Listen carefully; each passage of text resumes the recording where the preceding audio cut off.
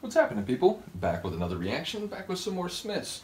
And we're going back to the 1986 album, The Queen is Dead. My kitten looks like she's dead, she's so tired. But yeah, we're going to listen to Never Had No One Ever. You know, it makes me think about someone who is sort of painfully lamenting the fact that they don't have any intimate history to speak of. They've never been with someone. So it does make me think about physical intimacy. I imagine even if that is generally the subject of the song, there'll be a sort of vulnerable, painful poetry to it. There'll be sort of, you know, cleverly written lines that sort of speak to that condition beyond just the, like, mere sort of details of the situation, which is something I've noticed. Not only do they speak, again, to a lot of painful sort of psychological and social interpersonal experiences, but there's often this, like, clever and, again, sort of vulnerable poetry to it. So I really do enjoy their songwriting. And again, you know, I'll just keep mentioning it. The tunes on this album have really seemed to be a bit richer, a bit more lush, a bit more like more expansively produced. So I am enjoying the sonics as well. So let's find out. This is the Smiths. The tune is Never Had No One Ever, and it's from the 1986 album The Queen is Dead.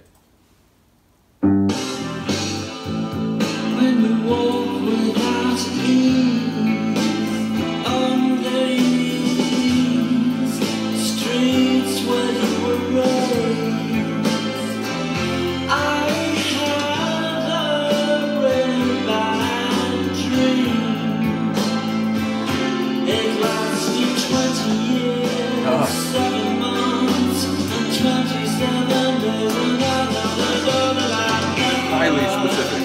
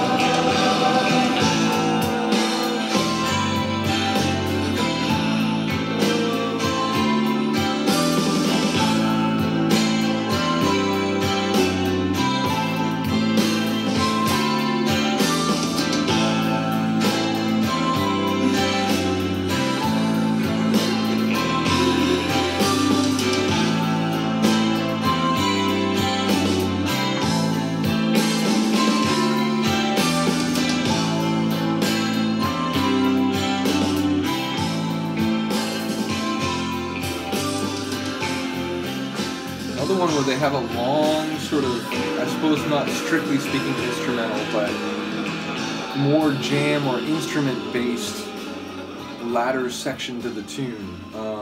Another one where his vocals, I think, were very powerful and effective. There was almost a couple moments where it felt like it was like wailing the way he was singing, but again, it was also very like kind of soaring and powerful and extended in several moments. So yeah, and again, it feels like it was about being alone, whether that's just about physical intimacy, but also, you know, sort of that psycho-emotional intimate bond that goes with that, usually, hopefully. Nevertheless, it's another tune that I think speaks to sort of someone, you know, just in a lot of pain and articulating what it's like to be that person. Someone who doesn't sort of get the storybook ending, someone who doesn't, you know, find themselves in situations where intimate bonds seem possible. So I was, you know, there seemed like there was a narrative too. I'm outside your house, I'm all alone, but like, you know, I don't know if that was just sort of like a vignette and it's just sort of like sketches in sort of someone living that life, or whether there was a sort of like beginning to like later, if not end, narrative. Nevertheless, another cool tune, and I would say his singing definitely stood out on this one. So yeah, like I said, enjoying this album. I don't know if it's next, but I know Big Mouth Strikes Again is coming up. To be fair, that is probably the Smiths tune I know the best. I've really enjoyed that one over the years. I heard it again like 20 years ago when a woman I dated at the time was very into the Smiths. And that's one that she liked a lot. And from the moment I first heard it, I was like, oh my gosh, like number one, like the guitar, just the sonics of the tune, although I don't think I was using that term as a like sort of, you know, a label for the instrumental and other sounds of a tune. Nevertheless, I do remember that standing out to me, and then when I like heard the first, you know, few lines, it was like, oh my gosh, that's like, you know, dark imagery, and like this is a really interesting tune. So yeah, I do know that one, and it'll be interesting to go back to it, because as much as I do know it, you know, it's probably been months, if not, you know, more than a year since I've heard it. So, because again, once I started doing these deep dives, it was like, well, anything that I kind of know or whatever, I'm not going to, you know, go and listen to it and then do a reaction. I'll kind of save that reconnection with it for a reaction. So, yeah, it'll be interesting to hear that, even though, again, I do know it well. Let me know what you think of this one. I do apologize, Luca. I do have to get up. I'm going to put you where I was sitting, and we'll see what you do. Anyway, have a good one. I will see you next time. Peace.